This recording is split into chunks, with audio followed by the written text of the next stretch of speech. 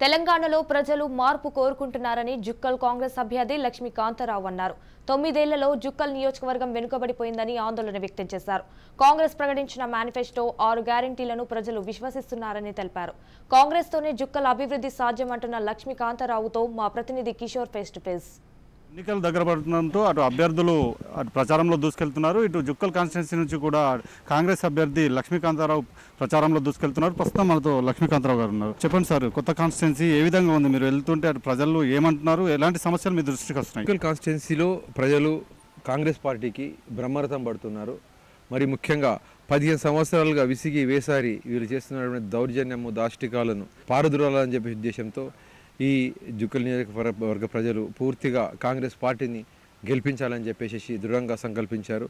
ఇక్కడ అభివృద్ధి లేదు, ఇసుక మాఫియా వల్ల వందల వేల కోట్ల దోచుకుపోతున్నారు. పంచభూతాలను నమ్మి ఈయన బకాసురుడిలా తయారయ్యాడు స్థానిక ఎమ్మెల్యే, సిట్టింగ్ ఎమ్మెల్యే అని చెప్పేసి విషయం ప్రతి ఒక్కరికి ప్రజలకు తెలిసిపోయింది.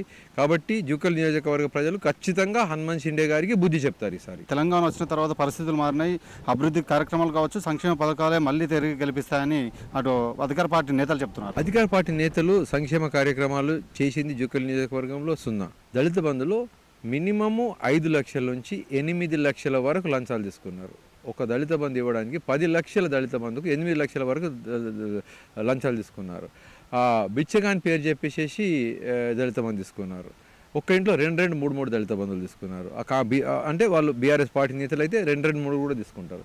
ఈ విధంగా ఈ నియోజకవర్గానికి సంబంధించినట్టయితే అసలు ఒక పద్ధతి అంటూ లేకుండా, డెవలప్మెంట్ అంటూ లేకుండా ఏ ప్రజలకు సంక్షేమ కార్యక్రమంలో ఒకటి అందలేదు, ఒకటంటే ఒకటి చేరలేదు. రోడ్ల పరిస్థితి మీరు చూశారు. హాస్పిటల్ అయితే దుర్భరంగా ఉన్నాయి. కాంగ్రెస్ పార్టీ 6 గ్యారెంటీలు కాకుండా ప్రధానంగా జుక్కల్ నియోజకవర్గానికి సంబంధించి మీరు ఎలాంటి చర్యలు చేపట్టబోతున్నారు, ఎలాంటి హామీ ఇవ్వబోతున్నారు ప్రజలకు? నేను రెండు అంశాలు నేను ప్రస్ఫుటంగా నిర్ణయం తీసుకొని ఒక ప్లాన్ చేసుకున్నాను. ఒకటి ఏంటంటే బేసిక్ ఇన్ఫ్రాస్ట్రక్చర్, రోడ్లు, ఆరోగ్య మన హాస్పిటల్స్, స్కూల్స్, ఆ తర్వాత డ్రైనేజ్ సిస్టమ్.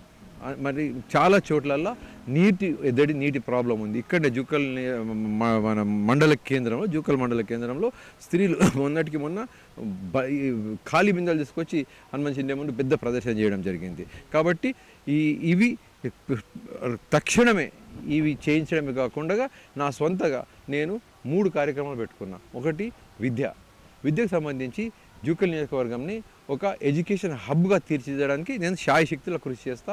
నాకు కొంచెం సంబంధాలు ఉన్నాయి. నేను విదేశాల్లో చదువుకున్నా, విదేశ యూనివర్సిటీలతో సంబంధాలు పెట్టుకొని ఇక్కడ ఒక ఉన్నత ప్రమాణాలు కలిగినటువంటి ఒక విద్యా సంస్థలని ఏర్పాటు చేస్తా. సెకండ్, ఇక్కడ వైద్యం సంబంధించి కనీసము ప్రతి హాస్పిటల్లో స్వచ్ఛందంగా సరి అయినటువంటి స్టాఫ్ ఉండేటట్టుగా 100% నేను చర్యలు తీసుకుంటా. దానికి తగినటువంటి ప్రణాళిక సిద్ధం చేసుకున్నా. జుక్కల్లో కాంగ్రెస్ జెండా ఎగరబోతుందా? నియోజకవర్గ ప్రజలకు ఏం చెప్పబోతున్నారు? కాంగ్రెస్ జెండా 100% ఎగరబోతుంది. నియోజకవర్గ ప్రజలు నిర్ణయం చేసినారు. నియోజకవర్గ ప్రజలకు ఒక క్యాండిడేట్ కావాల్సిన అవసరం ఉంది. లక్ష్మీకాంతారావు ఒక పనికి మా అన్న, మా తమ్ముడు, మా బాధలను వింటాడు, మా హృదయ ఘోషను వింటాడు అని చెప్పేసి నమ్మకం జుక్కల్ ప్రజలకు ఏనాడు కలిగిందో ఆనాడే కాంగ్రెస్ పార్టీ విజయం చేకూరినట్టు. మొత్తానికి మాత్రం గత 9 ఏళ్ల పాలనలో అధికార పార్టీకి సంబంధించి ఎలాంటి అభివృద్ధి జరగలేదు. రానున్న రోజుల్లో కాంగ్రెస్ పార్టీ అధికారంలోకి వస్తుంది, అన్ని రకాలుగా అభివృద్ధి చేస్తామని లక్ష్మీకాంతారావు చెప్తున్నారు. కెమెరా పర్సన్ చైతన్యతో కిషోర్, రాజ్ న్యూస్, నిజామాబాద్ నుంచి.